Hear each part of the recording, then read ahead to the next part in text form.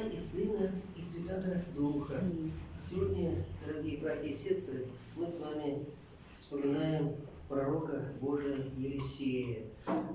Вообще-то у нас с вами так уже сложилось, что в основном, почти всегда мы вспоминаем святых Новозаветной Церкви, христиан.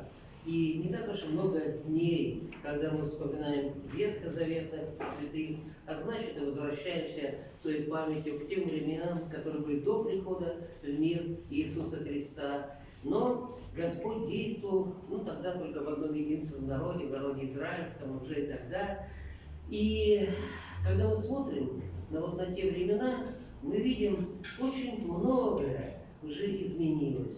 Очень многие ценности стали восприниматься нам по-иному, когда в мир пришел Господь Иисус Христос. И хотя главные заповеди, 10 заповедей были даны миру уже в Ветхом Завете, и уже в ветхозаветные времена прозвучали те две главные заповеди, которые повторил Иисус Христос как главное, что возлюби Господа Бога твоего всем сердцем, всем помышлением, всею крепостью твоею, и возлюби ближнего как самого себя. Это уже ветхозаветные люди знали.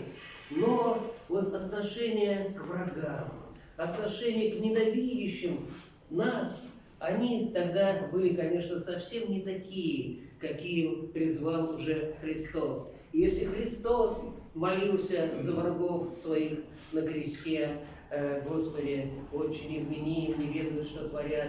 И если первый мученик Стефан, когда его побивали камнями, он молился о том, чтобы Господь простил и вменил греха тем, кто побивает его камнями. И много примеров мы знаем. Ветхому Завету это было еще незнакомо. Все-таки, когда мы читаем книги Ветхого Завета, иногда даже нам будет тяжело читать, потому что многие строки проникнуты ненавистью к врагам, и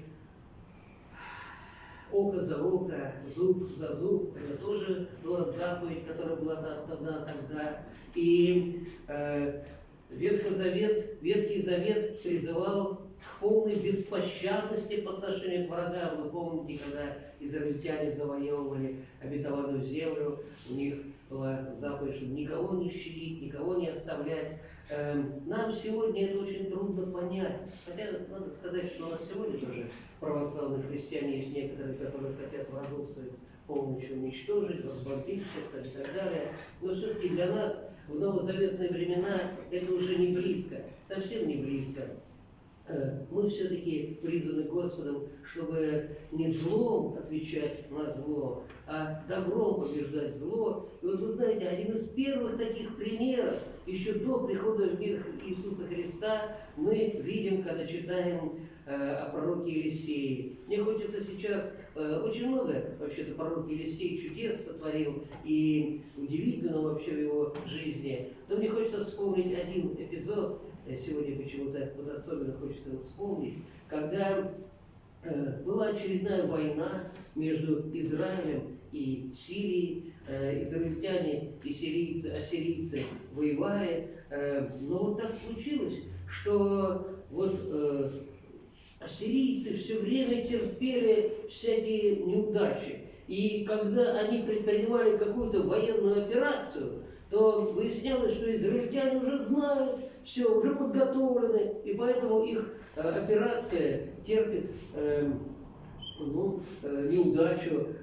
И ассирийский царь говорит о том, что у нас, видимо, есть, как сегодня мы сказали, вы простите за анахронизм, утечка информации. У нас есть, видимо, кто-то из моих приближенных, какой-то лазутчик израильский, который сообщает израильтянам о наших военных планах. Мы сказали: да нет, не в этом дело. Просто в Израиле есть такой человек Божий, Елисей его зовут. Вот он все знает. Вот даже то, что ты на ухо говоришь там в спальне своей жене, он уже это знает и передает царю. И поэтому нам для того, чтобы наконец все-таки начать побеждать Израиль, нам надо как-то этого человека обезвредить, иначе говоря, уничтожить.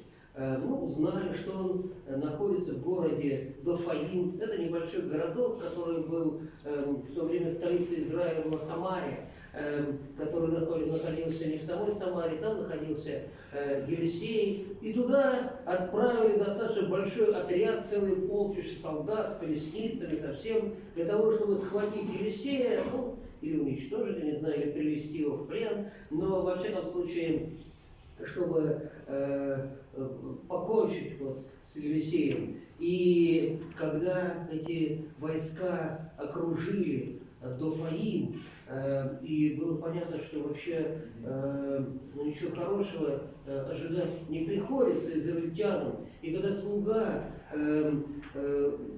Елисея обратился к нему, говорит: отец, смотри, что творится, сколько войск, они же все, у нас никакой надежды. Он улыбнулся и сказал, что знаешь, тех, которые с нами, гораздо больше, чем тех, которые против нас.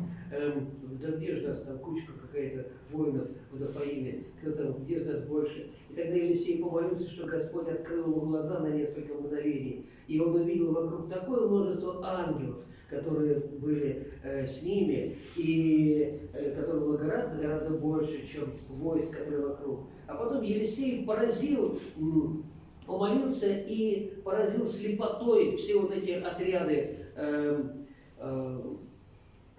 ассирийцев, и уже когда они были, я не знаю, наверное, совсем слепыми-то не были, кое-что разглядеть они могли, поэтому Елисей вышел и говорит: вы не туда пришли, тот, кого вы ищете, он находится в другом городе, пойдем, я проведу вас туда. И повел их в Самарию, то есть город, который был столицей, привел их в Самарию, завел их в город, их окружили израильские войска.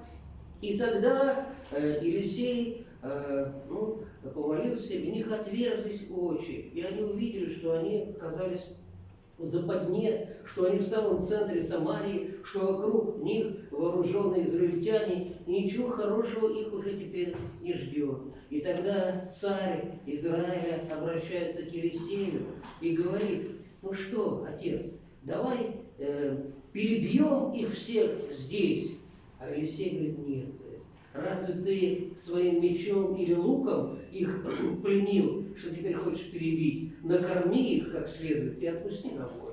И им сделали хороший обед, они накормили, и они отправились назад. И, как сказано в Библии, вот эти полчища уже никогда не ходили воевать против Израиля. Вот один из таких немногих примеров из Ветхого Завета, очень немногих, когда зло было побеждено добром. Как говорит апостол Павел: не будь побежден злом, но побеждай зло добром. Вот хочется пожелать, чтобы и мы с вами, дорогие братья и сестры, когда встречаемся с какой-то ненавистью, с какой-то злобой, направленной против нас, не уподоблялись тем злым и недобрым людям, с которыми нам приходится встречаться, отвечали добром. Это очень трудно, но вот результат всегда бывает такой, что тогда на нашу сторону встает сам Господь. Потому что когда мы на зло не отвечаем злом, отвечаем добром, если не можем добром, не можем иногда, но хотя бы злом не отвечаем, это уже не так уж плохо. Господь встает на нашу сторону, и тогда все будет хорошо, потому что мы будем с Господом. Спаси Господи. Аминь.